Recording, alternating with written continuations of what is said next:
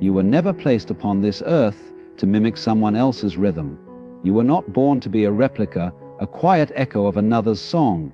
You arrived with your own sound, your own fragrance, your own rhythm, something that the world has never heard before and will never hear again. Yet, from the moment you learned to walk, the world began teaching you to follow. It taught you to look sideways, not inward, to measure your steps against others, to believe that belonging was more important than becoming. But the truth is, you were not created to belong, you were created to be. There's a kind of sadness that seeps into a person when they forget who they are. It's not always loud. It doesn't always cry out. It lives in the quiet moments when you compare, when you doubt, when you shrink. You start pretending that safety lies in imitation, but imitation is the slowest form of self-erasure. You blend into patterns that were never meant for you, and you call that living. Yet deep down, a small part of you keeps whispering, there must be more, and there is more. Because the essence of who you are has never left. It's simply been buried beneath layers of expectation, beneath the need to please, the fear of judgment, the pressure to conform. The world tells you that to be accepted, you must fit in. But life, in its infinite wisdom, whispers the opposite. To be free, you must stand out. To value yourself more than anyone else is not arrogance, it's alignment. It's remembering that your existence is not an accident, but a deliberate note in the grand symphony of creation. You begin to realize that the greatest rebellion is authenticity, not shouting louder than the crowd, but simply being yourself in a world that profits from your self-doubt. When you walk in your truth, you unconsciously permit others to do the same. The most radiant souls are not those who follow rules perfectly, but those who stand tall in their imperfection, unafraid to be seen. When you value yourself, your energy changes. You stop seeking approval like oxygen. You stop waiting for the world to tell you that you are enough. You start living as though you already are. And that shift, subtle as it seems, alters everything. You move differently, you speak differently, you breathe differently. Because your worth is no longer on trial. And then, something beautiful happens. Life begins to respond. Opportunities that once felt distant start to unfold. Not because the world suddenly favors you, but because you finally favor yourself. Life mirrors your inner posture, and when you stand tall in self-value, existence bows in recognition. You were never meant to be ordinary because life itself is not ordinary. Every sunrise is a painting that will never be repeated. Every breath is a reminder that you are part of something extraordinary. To value yourself is to honor the artist that painted you into being, to remember that no masterpiece ever apologizes for its colors. Comparison is the quiet poison that seeps into the mind disguised as motivation. It whispers, look at them. They are ahead of you, better than you, happier than you.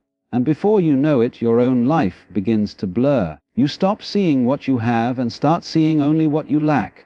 But comparison is not vision, it is blindness. It makes you chase shadows instead of light. It convinces you that your worth depends on how you measure against someone else, as if life were a competition and not a creation. Each person you meet walks upon a path woven with lessons, timing, and textures that you cannot see. You cannot compare journeys that were never meant to intersect perfectly. The mountain climber and the deep sea diver cannot envy each other's view. Both are surrounded by wonders the other will never know. And yet the mind insists on comparing, as though to validate itself through numbers, likes, and noise. But when you live in comparison, you trade peace for illusion. You abandon your lane to chase a mirage that vanishes the moment you reach it. The truth is that comparison disconnects you from the very essence of your being. It distracts you from the beauty that is unfolding within your own story. You were designed to be distinct, a frequency so unique that no one else could ever replicate it. But when you look outward for validation, you forget the music that plays within. You begin to dim your own light to match the rhythm of others, unaware that the world already has enough echoes. What it's starving for is originality. There is a quiet power in reclaiming your gaze, to look inward instead of outward, to ask not, how am I doing compared to them, but am I honoring my own becoming? When you stop comparing, you return to alignment, to the place where life flows through you freely, without resistance or pretense. It is in that space that you begin to experience real fulfillment, not because you have everything others have, but because you finally see that you were never lacking to begin with. Think about it. Flowers in a field do not compare their colors. The oak does not envy the willow, nor does the sun compete with the moon. They simply exist in their design, and by doing so, they harmonize with everything around them. Human beings are the only ones who have forgotten that nature does not compare, it expresses. To value yourself more than anyone else is to remember that your expression is sacred. No one else can live your truth, speak your truth, or shine your light in the way you can. When you stop comparing, life becomes quieter. But in that quiet, something profound awakens. You begin to appreciate your journey without needing to justify it. You see how every delay, every detour, every heartbreak was never punishment, but preparation. You understand that the timeline of your life is not behind. It's precisely where it needs to be. In that awareness, peace replaces envy, and gratitude takes the throne where insecurity once ruled. The world is not judging you as much as you think, it is merely reflecting what you already believe about yourself. Life, in its strange and mystical way, is like a mirror that cannot show you anything you do not first assume to be true. If you walk through the world expecting rejection, you will find it. If you wake up believing you are unworthy, life will play along, not because the universe conspires against you, but because your beliefs are the lens through which you interpret everything. The mirror never lies. It only amplifies what you hold in your heart. We often think that change begins when the outer world adjusts to favor us, when the job arrives, when the person stays, when the circumstances shift. But in truth, everything starts from within. If you continue to see yourself as less, no amount of success will make you feel more. If you carry the vibration of unworthiness, even love that's meant for you will feel undeserved. You will sabotage what could have been beautiful simply because you cannot yet see yourself as worthy of beauty. The outer world will always echo your inner conviction. So the question becomes, what do you believe about yourself when no one is watching? What do you whisper to your reflection in moments of silence? Because those whispers shape the script of your life far more than the voices of others ever could. Every time you say, "I can't," the mirror nods. Every time you think, "I am not enough," the mirror agrees. But every time you dare to believe, "I deserve peace," "I am capable," "I am enough," the mirror reshapes itself around that truth. Life bends to belief the way light bends through glass. And perhaps this is why so many people live trapped in patterns that repeat, not because they are cursed, but because they have not yet changed the image they project. The same lessons return, the same kinds of people appear, the same emotional walls re-emerge, because the reflection hasn't shifted. Life will keep showing you the same mirror until you see yourself differently in it. The moment you do, everything begins to realign. It is not the world that changes. It is your perception that transforms, and that shift changes everything you attract. To value yourself is to speak kindly to your own reflection. It is to recognize that the mirror isn't your enemy, it's your teacher. It shows you, without judgment, what you currently believe to be true. When you look at yourself with compassion, with softness, with understanding, that energy ripples outward. You start to radiate a kind of quiet confidence that doesn't beg for validation because it no longer needs it. The mirror becomes an ally in your evolution instead of a reminder of your wounds. Slowly, you begin to see that the reflection looking back at you is not just a body or a name. It's consciousness staring at itself. It's the universe experiencing itself through human eyes. You start to understand that every perceived flaw is simply a shadow cast by the light of your own divinity. You no longer demand perfection, you begin to appreciate presence. You stop asking, "What is wrong with me?" and start asking, "What within me is asking to be seen?" That question alone opens the door to transformation. And when this awareness deepens, life itself begins to look different. The faces around you soften. The world responds more kindly. Opportunities begin to align in ways that feel effortless, because now the mirror reflects belief, not doubt, truth, not fear. You finally begin to realize that everything you once chased was never outside of you. It was always a reflection waiting for you to recognize your own light. Every human being who enters your life learns how to treat you based on what you allow, what you accept, and what you walk away from. It is not always spoken, but energy speaks louder than words. The tone you use with yourself sets the tone for the world. When you tolerate disrespect in silence, you are teaching others that your silence is a space where their carelessness can live. When you forgive without boundaries, you are teaching that your forgiveness costs nothing. But when you value yourself, when you hold your peace as sacred, the world adjusts to your vibration. Boundaries are not walls. They are mirrors that reflect your self-respect. When you say no from a place of love, you are not rejecting others, you are protecting your inner harmony. The truth is, people only treat you according to the standard you consistently set. If you treat yourself like a priority, you will begin to attract those who see you as one. But if you make yourself an afterthought, you invite others to do the same. The energy you carry becomes the silent contract that every relationship signs. Many people confuse kindness with self-abandonment. They believe that love means giving endlessly, even when it empties them. But love that depletes you is not love. It's attachment dressed in guilt. To value yourself is to understand that real love thrives in balance, not sacrifice. You cannot pour from a broken vessel and call it generosity. The way you care for yourself teaches the world that you are not a container for their needs, but a being deserving of mutual respect. When you start valuing your time, your peace, and your energy, something powerful happens. Chaos stops finding you.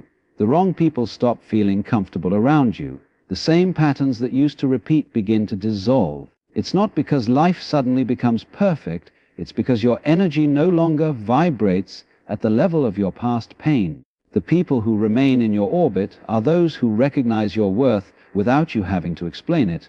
You no longer need to fight for respect, your very presence commands it. This shift begins quietly. It starts with a single decision: to stop betraying yourself for temporary acceptance, to stop saying yes when every part of you screams no, to stop confusing peace with avoidance. When you value yourself, you stop negotiating your boundaries with guilt. You start choosing solitude over superficial connections, and in doing so, you create space for the right connections, the ones that nourish your growth instead of consuming your energy. There's a sacred stillness that comes when you finally understand that you are not responsible for teaching people empathy, only for embodying it. You can love deeply without losing yourself, give freely without becoming empty. You begin to see that your energy is your message. If you carry yourself with dignity, the world responds with reverence. The same way a flame doesn't chase darkness, you stop chasing approval. You simply shine, and those meant to stand beside your light will find you. And as this truth settles within you, relationships become clearer, lighter, more aligned. You stop being drawn to those who feed your wounds and start attracting those who honor your wholeness. You begin to live not in reaction, but in resonance. You teach others how to love you by the way you love yourself, how to speak to you by the way you speak to yourself, and how to value you by the way you value your own existence. So many people move through life searching for what they already have. They chase love as if it were hiding somewhere outside of them, chase purpose as if it were buried under someone else's approval, chase peace as if it were a destination they might someday reach. Yet the more they chase, the more distant it feels, because what they seek is not lost, it is simply ignored. Every longing you have is not a signal of lack, it is a reminder of what already lives within you. The love you search for is the echo of the love you have forgotten to give yourself. We are conditioned to believe that fulfillment is external, that it's waiting in a person, a title, a possession. But those things, though beautiful, are merely mirrors. They can reflect your joy, but they cannot create it. When you depend on the world to complete you, you give your power away piece by piece. You start living as a beggar for emotions that are already yours by birthright. The truth is, the universe does not withhold from you. You withhold from yourself through disbelief. The moment you recognize that you are the source, you stop chasing and start radiating. There's a quiet shift that happens when you realize that peace isn't found, it's remembered. It's the calm beneath all your noise, the space beneath all your thoughts. You don't have to create it, you simply have to return to it. When you stop searching, you begin to see that the things you have been running after were running toward you all along. but they couldn't find you while you were busy believing you were incomplete. Life responds to those who already feel whole. Abundance flows to those who no longer seek it out of fear. When you understand that you are the source, loneliness begins to dissolve. You stop grasping for connection from a place of emptiness and begin sharing from a place of overflow. You stop saying, "I need love," and start saying, "I am love." You stop saying, "I want peace," and begin realizing, "I am peace." The difference between needing and being is everything. One is rooted in scarcity, the other in divinity. When you live from the truth of your own fullness, everything around you rises to meet that vibration. People who have not discovered their inner source spend their lives trying to fill an invisible void. They consume, they compare, they attach. But no external validation can ever satisfy a soul that has forgotten its own light. You could gather the entire world's approval and still feel unseen if you do not first see yourself. To value yourself more than anyone else is to reclaim your own supply of worth, to realize that every experience, every joy, every moment of connection begins with the energy you bring into it. And when this realization dawns, everything softens. You begin to appreciate relationships for what they are, not for what they can give you. You stop demanding that others fix what was never broken. You see people not as saviors or sources of happiness, but as reflections of the happiness you have already found within. Your love becomes lighter, freer, more generous. You stop holding people hostage to your expectations because your peace no longer depends on them staying. It depends on you remaining centered. From this space, creation becomes effortless. You don't push, you don't force, you simply allow. You start to understand that the energy you give to the world is the same energy that returns to you multiplied. The more you align with your inner source, the more life aligns with you. You begin to walk through the world with quiet certainty, not the kind born of arrogance, but of understanding. You no longer seek your worth in things or people, because you have remembered the truth that was always waiting. You were never the seeker. You were always the source. There comes a moment in every person's journey when the noise of the world becomes unbearable. When every opinion, every distraction, every demand begins to pull you away from yourself, and in that moment solitude calls, not as punishment but as an invitation. Solitude is the sacred doorway back to your own soul. Yet, most people fear it.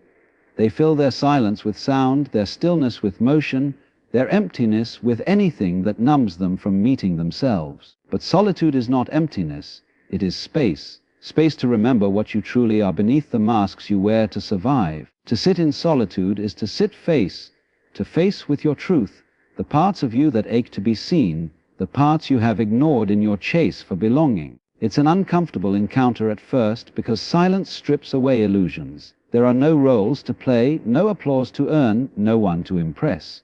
There is only you, raw and unfiltered. But that rawness is where healing begins.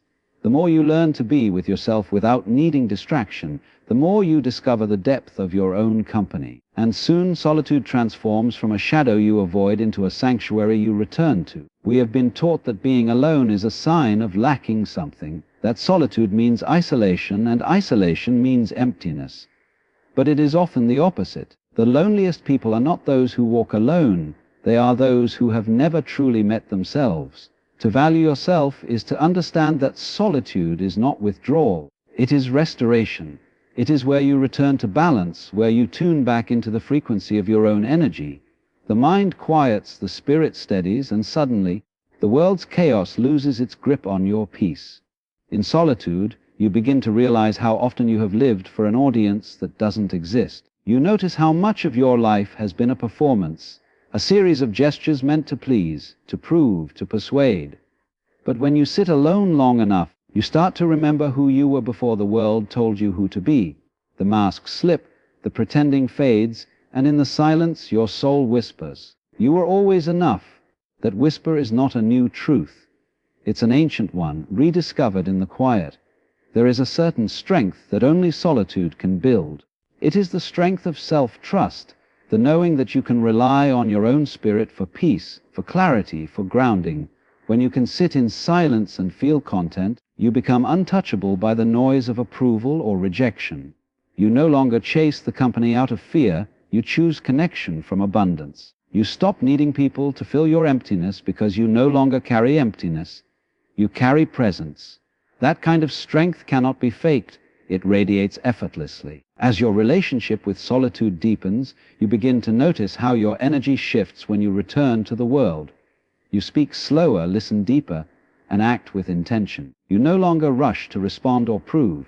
Your words carry weight because they are born from stillness, not reaction. People feel your presence, even in silence, because you have become grounded within yourself. Solitude has polished you, not into perfection but into authenticity, and authenticity is magnetic. When you embrace solitude, you no longer fear losing people, opportunities, or moments, because you realize that nothing real can be lost. What is meant for you will always find its way through peace, not panic. Solitude becomes your reset, your recalibration, your sacred meeting place with truth. You begin to see that valuing yourself means cherishing your own energy enough to step back, breathe, and simply be. Because in that sacred stillness, you are reminded that you were never alone. You were simply being reintroduced to your own soul. From the moment you arrived on this earth, you carried worth within you. It was not granted by your parents, your achievements, or your mistakes. It was woven into your being before you even took your first breath. Yet somewhere along the way, the world convinced you that worth must be earned, that you must prove yourself worthy of love, of success, of belonging. So you began to hustle for validation, to collect approval like currency, believing that if you worked hard enough, gave enough, sacrificed enough, then maybe you'd finally deserve peace. But the truth is simpler, quieter, and far more powerful. You were already worthy before you began. You see, when you believe that your worth depends on what you do, you build your identity on shifting ground. The moment you stop performing, the foundation trembles. The moment someone withdraws approval, you question your existence. But your worth does not fluctuate with opinions. It is not a stock that rises and falls with circumstance. It is constant, immovable, eternal, because it's not made of the world's fragile conditions. It's made of something infinite. The same force that spins the stars and paints the skies lives within you, and it does not require permission to shine. We live in a world that teaches you to earn what was never meant to be earned. It rewards exhaustion, glorifies comparison, and mistakes productivity for purpose. But there is no award for self-abandonment. There is no trophy for being everything to everyone while being nothing to yourself. To value yourself more than anyone else is to step out of that illusion, to remember that rest, peace, and joy are not luxuries, they are birthrights. You do not need to earn the right to exist fully. You only need to stop apologizing for existing. When you remember that your worth is innate, your entire relationship with life begins to shift. You stop forcing what isn't flowing. You stop clinging to people who cannot see you, because their blindness no longer defines your reflection. You stop begging for opportunities that require you to shrink. And in that release, something miraculous happens. You begin to attract everything that aligns with your truth. Life rearranges itself around your self-respect. The more you see your worth as non-negotiable, the more effortlessly abundance responds. This understanding doesn't make life easy, but it makes it honest. Because valuing yourself doesn't mean you will never face rejection or loss. It means those moments no longer destroy you. You begin to see rejection not as proof of inadequacy, but as redirection toward alignment. You begin to understand that losing someone's approval doesn't diminish your light. It simply reveals where your light no longer needs to be dimmed. That kind of clarity can only come from within. It is the awareness that says, I am whole, even here. I am worthy, even now. As this truth deepens, you begin to look at yourself differently. You stop waiting for someone to tell you that you are enough. You stop seeking permission to take up space. You start standing taller, speaking softer, and moving with the quiet authority of someone who knows they belong. Not because you have earned it, but because you finally stopped doubting it. The weight of striving begins to fall away, and in its place rises a calm confidence, not the kind that demands attention, but the kind that radiates peace. And then, in the stillness of that awareness, you see the illusion dissolve completely. You realize that you were never chasing worth, you were chasing recognition of what was already there. You see that life was never withholding love, you were simply learning to receive it without conditions. And in that realization, everything aligns. You breathe deeper, walk lighter, live freer. You no longer need to prove who you are to anyone, because you have remembered what you have always been, a soul that was never broken, never lacking, never less, only waiting to remember its own divine value.